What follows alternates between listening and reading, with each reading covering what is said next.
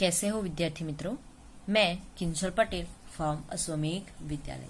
विद्यार्थी मित्रों, गए वीडियो में हमने कक्षा 4 के हिंदी विषय में इकाई 8 चतुर चूहा कहानी का हमने पाठ्य पुस्तक के अंदर अभ्यास किया था और उसके आधार पर जो स्वाध्याय के प्रश्न थे वो हमने किए थे।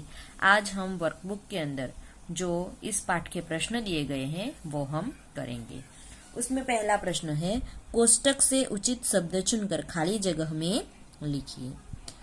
यहाँ पर हमें कोष्टक में शब्द दिए गए हैं, उनमें से सही शब्द चुनकर हमें खाली जगह में लिखना है। ठीक है, हम पहले जो शब्द दिए गए हैं वो पढ़ेंगे।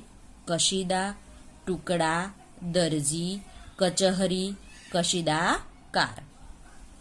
पहली खाली जगह है, चूहे को रास्ते में कपड़े का एक खाली जगह मिला। क्या मिलता है इसको? कपड़े का एक टुकड़ा। क्या मिलता है? टुकड़ा मिलता है। तो खाली जगह में क्या आएगा? टुकड़ा। ठीक है, तो इस प्रकार आपको लिखना है।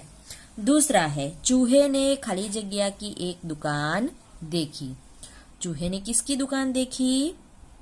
सबसे पहले वह किसकी दुकान देखता है? हाँ, दर्जी की। उसने किसकी दुकान देखी? चूहे ने दर्जी की दुकान देखी। खाली जगह में क्या आएगा? दर्जी। तीसरा है, चूहे को टोपी पर खाली जगह कढ़ाने की इच्छा हुई। क्या कढ़ाने की इच्छा हुई? खाली जगह में क्या आएगा? कशीदा। चूहे को टोपी पर क्या कढ़ाने की इच्छा हुई? कशीदा कढ़ाने की इच्छा हुई। ठीक है, तो यहाँ पर हम लिखेंगे कशीदा। खाली जगह में क्या आएगा? कशीदा।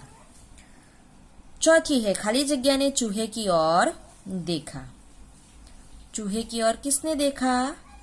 तो कशीदाकार ने। किसने देखा? कशीदाकार ने। खाली जगह में क्या आएगा? कशीदाकार। कशीदाकार ने चूहे की ओर देखा। पांचवी खाली जगह है, उसने चूहे को खाली जगह जाने से रोका। उसने चूहे को कहाँ जाने से रोका? हाँ, कचहरी। क्या आएगा खाली जगह में? कचहरी। उसने चूहे को कचहरी जाने से रोका। ठीक है, तो इस प्रकार आपको भी इस खाली जगह में आंसर लिखनी है। ठीक है, अभी दूसरा प्रश्न है, ऊंची आवाज में पढ़िए और लिखिए। यहाँ पर हमें शब्द दिए गए हैं, उन शब्दों को आपको पढ़ना है और बोलना है और फिर उसे लिखना भी है। तो हम उन शब्दों को पढ़ेंगे। पहला शब्द कौन सा है? स्वच्छ। कौन सा शब्द है? स्वच्छ। मच्छर, मच्छर। अच्छा, अच्छा। इच्छा, इच्छा। फिर है बुलाऊंगा, बुलाऊंगा। पिटवाऊंगा। क्या है? पिटवाऊंगा। जाऊंगा, जाऊंगा। कढ़ाई, कढ़ाई। पढ़ाई, पढ़ाई। बधाई, बधाई। अयोध्या, अयोध्या। ध्यान, ध्यान। स्वाध्याय, स्वाध्याय। अध्याय, अध्याय। व्यसन, व्यसन। व्यापारी, व्यापारी।